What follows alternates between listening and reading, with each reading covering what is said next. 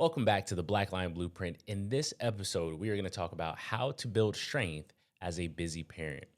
So, this is going to be me breaking down how I would normally approach writing a training program for you if you were coming in as a client with me. So, I've worked with a ton of people who have multiple children at various ages or just had a newborn and they still need to train and maintain their strength, whether it's for recreational sports that they still like to enjoy or whether it's just nursing some type of just past injury that they may have had that they definitely don't want to stop strength training around in order to make sure that pain doesn't come back up.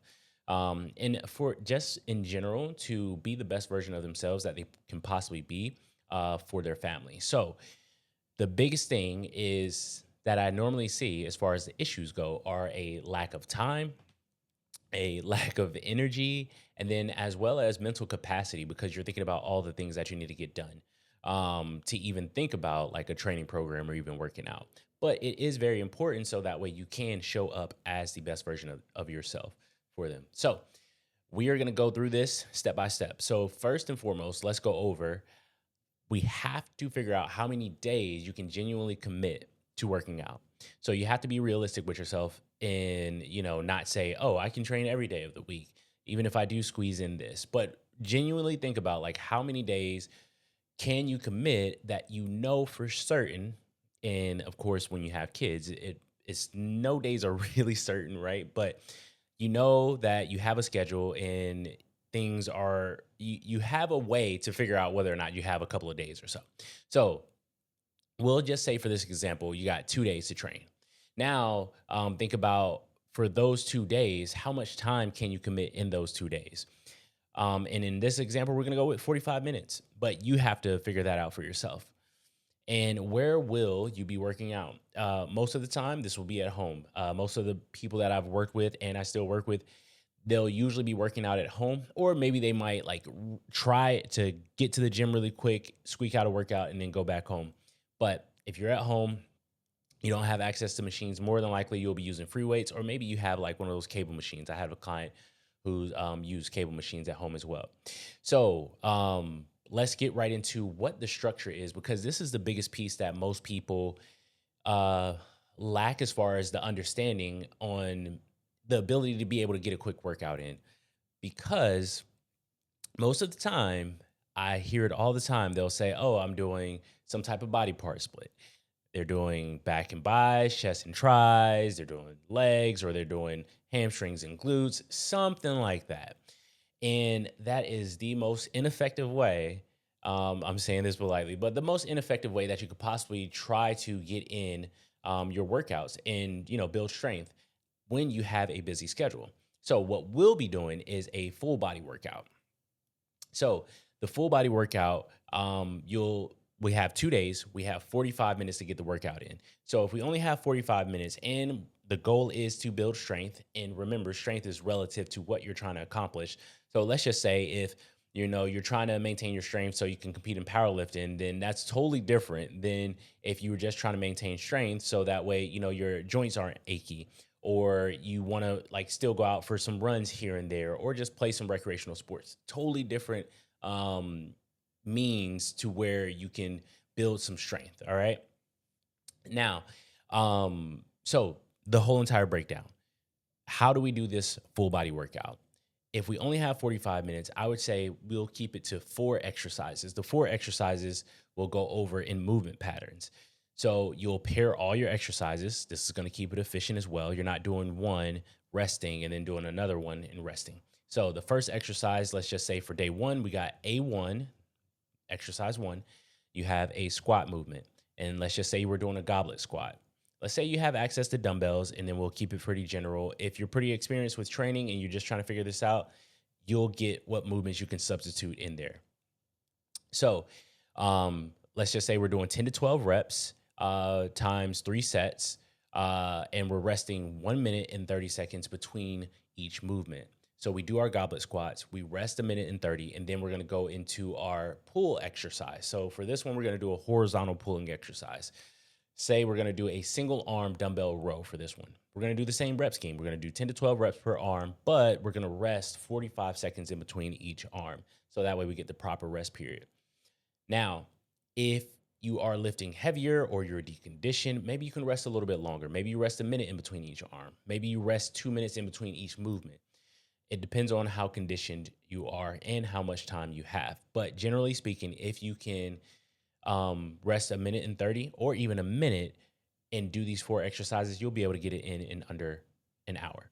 Now, we did A1, A2, and we're going to do that for 3 total rounds, okay? Making sure we are resting in between. Rest is very important in order to be as fresh as possible to lift the most that you possibly can in order to still get stronger, okay? If you're not resting long enough, you're not giving your muscles enough time to recover the stores that it needs in order to put out the same amount of effort or more effort in order to lift heavier weights in order to build strength. All right, now B1, B2. B1 is a bending motion. So we're going to go dumbbell RDLs for this one. But again, if you have access to a barbell, maybe it's a barbell RDL, maybe it's a deadlift, whatever it may be. Now, 10 to 12 reps here, same thing, 3 sets, rest a minute and 30 between movements. B2, you have a pushing movement. It's going to be a horizontal pushing exercise. This one's going to be a dumbbell bench press, and you're going to do 10 to 12 reps times 3 sets and rest 130 before moving back up to the dumbbell RDLs. Okay, so that's day 1. And you would definitely get that done in under 45 minutes. How do you warm up for this thing? You just go through all the exercises at a lighter weight, okay? You go through all the exercises at a lighter weight, doing half the repetitions for maybe 1 to 2 sets, and then start on your working set the third time around. Simple as that. You don't need any extra mobility drills or anything like that in order to get into this workout. Because the thing is, as long as we're doing movements that are within our capabilities, we don't need an extravagant warm-up in order to get the work done without getting injured or having achy joints or whatnot, okay? Now, day 2, we have A1, A2. So now we're going to start with a bending motion this day. So we're prioritizing the bend, and we're going to do a dumbbell hip thrust. Same rep scheme, same rest period, same sets. And now A2, we're going to do a pushing motion, and we're going to do push-ups for this day. For this day, typically, depending on like how strong you are with push-ups, we might go 6 to 12 reps instead of being like 10 to 12. And you just do as many as you possibly can. Same sets, 3 sets, same rest period, 1 minute and 30 seconds. Okay. Now we do that 3 times through, and then we come back and now we're doing B1, B2. B1, we got a lunge pattern. Okay. So we're going to do alternating reverse lunges. The reason why we're doing alternating reverse lunges, so that way we save more time, that we're not doing one leg, resting, then the other leg, resting, and then doing our rowing motion. So if we do the alternating reverse lunges, we're doing one leg, the other leg, back and forth until we're done with all of them. So we don't have that rest period in between. Okay, so you're doing 10 to 12 reps per leg, and then the same thing, 3 sets for 1 minute and 30 between movements. And then we're going to B2. It's a pulling motion. We're going to go 3-point dumbbell row. And really, it's just you putting your hand on a bench, your feet are flat on the floor, and then you're doing a dumbbell row from there. Okay. Or you can simply do the same row that you did on day 1. Okay. So after you finish 3 sets of that, you are done. So the key thing here is to make sure that you have at least a day of rest in between each one of those. So that way you have enough recovery to where you can push it in each workout and you're not fatigued.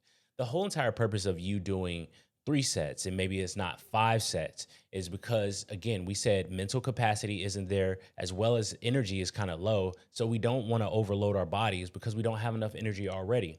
We just need to do enough in order to get a good training stimulus in order to maintain what we have, and depending on your training level, to build up some more strength, okay?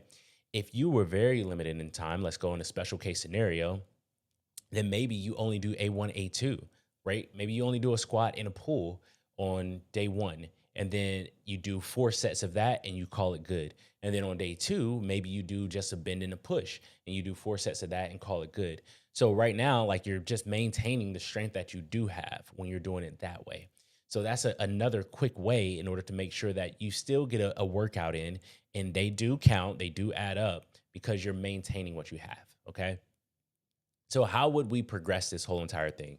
So we could just add volume, and that could be adding more reps as the weeks go on. We could add more sets as the weeks go on. So instead of 3 sets, we do 4 sets of A1, A2 for week 2, and then week 3 we do add on another set to B1, B2. So now we're doing 4 sets of each and every exercise. Um, or as the weeks go on, you can just add 1 set to each exercise. So it's a ton of different ways you can do it by increasing the volume. Add more weight or go heavier. So if you have, multiple dumbbell sets at home, or if you have a barbell and you're doing barbell movements, obviously the best way would be to add weight, and then also lower the rep ranges as you go into your next cycle. Usually we would go with 4 weeks of these exercises, and then we would change it up to other exercises. Okay. So if you're just starting off, I usually start off my people with 2 sets in week 1 of each exercise, just to get your body adapted to the movement. And then you're not doing too much. So that way, by the time you hit the next week, you can push it a little bit more when you do the 3 sets. Okay. So, and only choose one progression. So don't try to add weight and add sets in there, or add repetitions in there. If you're going to stick with 3 sets, add weight as much as you can each week. If you're going to stick with the same weight, try to maybe add a set to one exercise as you go through those 4 weeks of those exercises. And if you want a complete guide that gives you everything that I just talked about, you can go to the description down below and click that link to download the guide. So I already talked about a few of the mistakes, but let's get into these mistakes again. So the body part splits for the workouts. Body part splits are okay if your whole entire goal is bodybuilding, body composition, and you have a very extensive training age, like you've been training for an extended period of time. But I usually tell people, if you're low on time, low on energy, and your goal is just general strength, then full body workouts, or even maybe an upper and a lower body split, would be better for you as far as your time, and as well as just energy levels overall. Because when you do body part splits, the goal is to completely fatigue that area of your body. So that way, by the time you come back around to it the next week, then you're fresh then.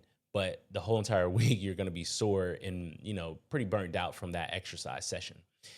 The next one is high intensity workouts. So that's doing like CrossFit-esque workouts or HIIT workouts, because you think, okay, you don't have that much time, so you need to get something in quick and you need to sweat. Remember, sweating is not count as you burning more calories, because people sweat more than other people, and that's a genetic factor in general. So just because you sweat doesn't mean that you're getting a good workout in or you're burning more calories. Okay.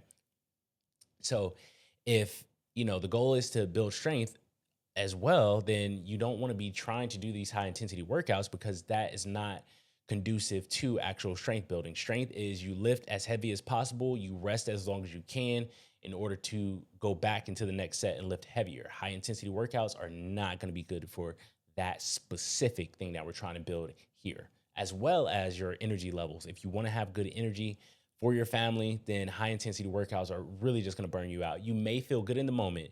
You may feel a little energy burst, probably maybe 30 minutes to an hour. But after that, the fatigue level sets in for sure. And you can't sustain that level of capacity over an extended period of time. If we want this thing to last for an extended period of time and do this if we want to do it for a long time, then we need to make sure we're doing exercise workouts that allow us to do it for an extended period of time. And then the final thing is just not understanding the season that you're in. Okay. So if you have a newborn, and you were working out beforehand, like 5 days a week for an hour or even 2 hours, that's going to change up now. And accepting that, not trying to keep the same schedule, because one thing can happen is that you're not getting that much sleep because of the baby.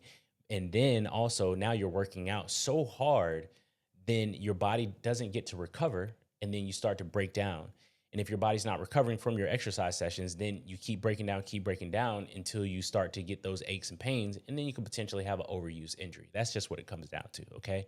You just make yourself more susceptible to injuries when you allow that fatigue to build up. So if you have a newborn, or let's just say it's summertime and your kids are out of school now, and you got them in different camps and activities and stuff like that, and you have to spend more time running them around doing those things. All right, now you probably can't do all of the sessions that you were doing before. Okay. So just understand the season that you're in. Yes, it may not last, it's not going to last forever. And you just have to adjust your training to accommodate for that for now. Okay. So you got to figure out what works for you in the season that you're in right now. And remember that it's not going to last forever. And also, like, yes, you're still taking care of yourself, but then you're also still taking care of your family and doing the things that you need to do.